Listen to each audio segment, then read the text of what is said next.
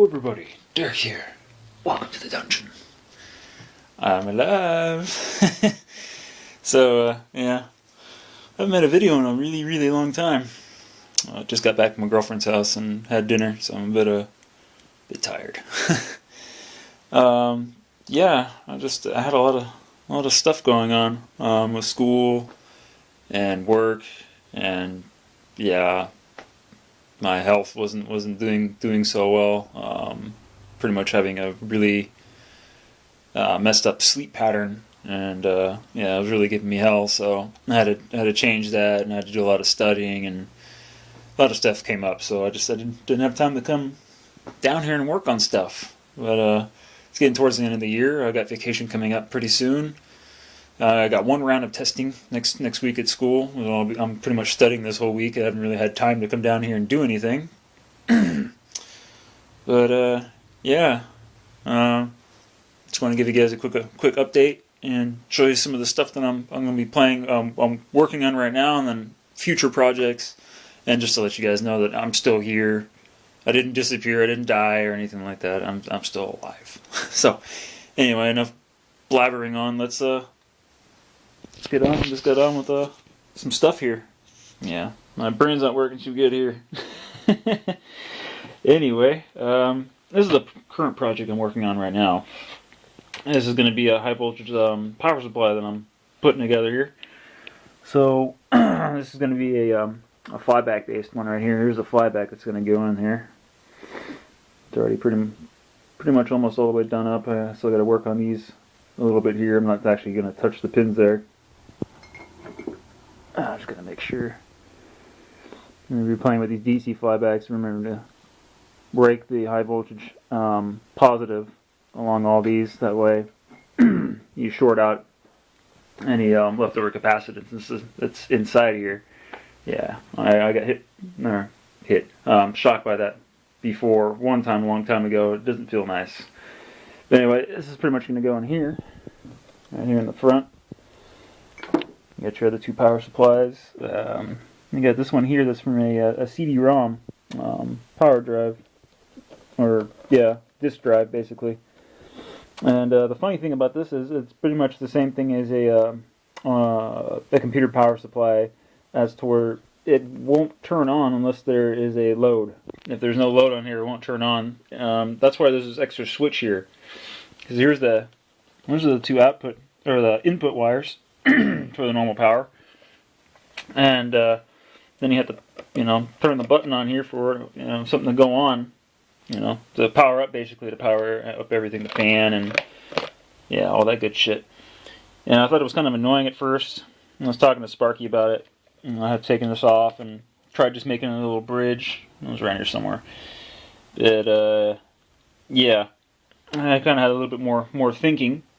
Sitting down here tonight, I had to wait for my girlfriend to come back home before I drove over there, and put the switch back in up here. Now, if you don't turn this switch on, this isn't going to go power. This isn't going to power the 555, which is over here. So I got a little bit more work to do. All right, but that's your little 555 there. It's not super pretty, but it'll do. Got to tidy up some stuff here. Put this in a little bit more, and I think I'm going to put a protection diode also in here, because as you can see, I have a resonant cap that I put on here. This is a really good value, and I don't think it's only me. There's quite a other YouTubers that use this. This is a 220 nanofarad capacitor going across the primary in order to make this a more resonant circuit. And it works a hell of a lot better. I already explained that in a video I had before about these plasma speaker, a stable driver, or a stable, circuits right here with the 555. Losing my train of thought here. But, yeah. So basically, if I don't use this, these are both these power supplies here. This is another one. This is another one that I built and put in here just to pretty much drive the gate. Drive the gate of your MOSFET here, or your power transistor, whatever you're going to use. It's 12 volts between 3 and 5 amps. I should probably do a calculation so I know exactly what that is. You got the bridge rectifier and close to 10,000 nanofarads of capacitance. You know, because you're going to lose a bit of voltage here going through the diodes. I believe the power going through a diode, the input power going through a diode, you lose about 0.7 volts. I actually learned that in school. Kind of quite handy to know. I never actually knew that until a couple weeks ago. So when it goes through here, you're gonna have to make sure you have enough capacitance on your output. Otherwise, you know, you're gonna lose some voltage. So this is giving out roughly about 14 volts. You know, with no load on. I still have to test that and see what it is with the load on there. But that's it so far. You know, got your power switch here. Turn it on. I still got a bunch of LEDs. This is another one, just a test LED, just to make sure that everything was working. I'll probably have I got one LED for this power supply. I might do another one for here because there's a 12 volt, a 12 volt and a 5 volt output. So I might just throw another LED right here, and I'll put the row of LEDs here, and I'll probably wind another turn or two on here with a diode, or not a diode, with a LED and resistor, like what I keep forgetting what his name is, Rodalco. I believe he's living in New Zealand. I believe he's from New Zealand. He had done that before with a couple flybacks. That was pretty cool. Just to let you know that the flyback is receiving power. So that'll be that. And this whole thing will be painted. The fan, little computer fan that came with the circuit board, will be mounted outside. Wire will be going through, obviously, and then put that over here. There you go. I already cut the little window out there. And taking a wood burning tip and ground it down. I was talking to Sparky and ground it down, and it works really good. As you can see, that's pretty. It's really nice. You can make some really nice, clean cuts as long as you're careful. So that's what I'm working on. I'll be taking this to school with me as well. Just to show off. But what I was going to say is, since both of these are powered on, and the only way to turn this on, to run the oscillator, is to hit that button there. This is still going to receive power, so I might put some extra outputs right here and just be able to use this just as a 12 volt power supply as well. So I got a high voltage power supply and a low voltage power supply in one. That'd be pretty cool. What else do I got here? Got some stuff from eBay. I got some TL494s here. I'll be working on some circuits with this, just to run this like a single MOSFET at first, and then move on to some half bridge and full bridge circuits with this. And you're also able to do a semi half bridge circuit with this. I think it's a quarter half bridge circuit. Of remember what Sparky was saying? I believe it was a quarter, but he did say that you're able to make a half bridge circuit with the 555. You just have to put more input voltage into this, because this is you can go up to 16 volts on these guys, about 6 amps, I believe, going through the 555. See how that works out. So I got the Tesla coil to finish up together. Finally got some wheels for it, and they're pretty damn small. So hopefully they suffice, because eventually this is going to be like a 3-tier.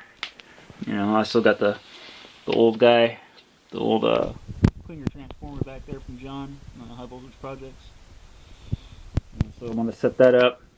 Eventually I'm going to get rid of these. I'm still having a hard time finding capacitors. You don't necessarily need a Terry filter to run it. It doesn't seem like it really makes a difference if you use it or not. I do believe I made a video on that, just a Terry filter experiment. But if I can't get the right capacitors that I want, I'll probably replace these and just make my own, with some glass and foil, because I only need about 500 picofarads a piece, to run that, and that's roughly what these guys are. Probably not anymore now, since they're saltwater capacitors, and eventually they start, they'll start to break down. Your electrodes up here will start to break down. It's inside here. That's copper, though. I think that'll be okay.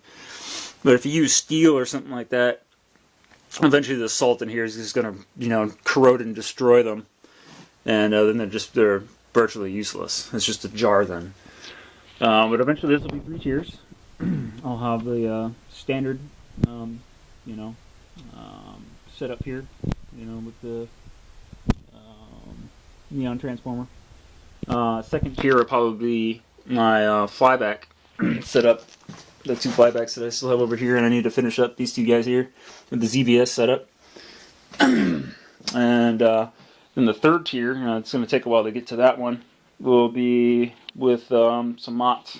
I'll set up a mot power supply for this guy and see just how good of an output I can get from this guy. Got a little bit more work to do up here. Yeah, I got a lot going on. A lot of projects. There's always stuff running in my head. I just never enough time to do it. Plus with work and school and all that blah blah blah. So that's basically what I've been up to. Oh, the Variac's going to get a little bit of a do-over over here as well. Replace that really bodgy setup right there, and put this guy in here. That's basically a fuse holder. That's right here. That'll look pretty cool. If I stick that in there, minus the metal part, I'm not too happy about that. But yeah, that's gonna go in there. Fix this up, and I believe there's a second tap. There's 2 or 3 taps in here, and I think one is like a 30-volt continuous tap, and probably hook up a light, make a little light or something like that I can always use. That's always on, regardless of what, how high or how low I go on here. I'll always have a continuous 30-volt power supply, and I can, light up a light if I'm going to run a Tesla coil or something like that. And I want to use this for my rotary spark gap. So I think that's about it for now. I'm pretty sure there's some other stuff I want to show you, but this is already a 12-minute video. It'll probably take forever to load. So till then, guys, happy building, play safe, and cheers!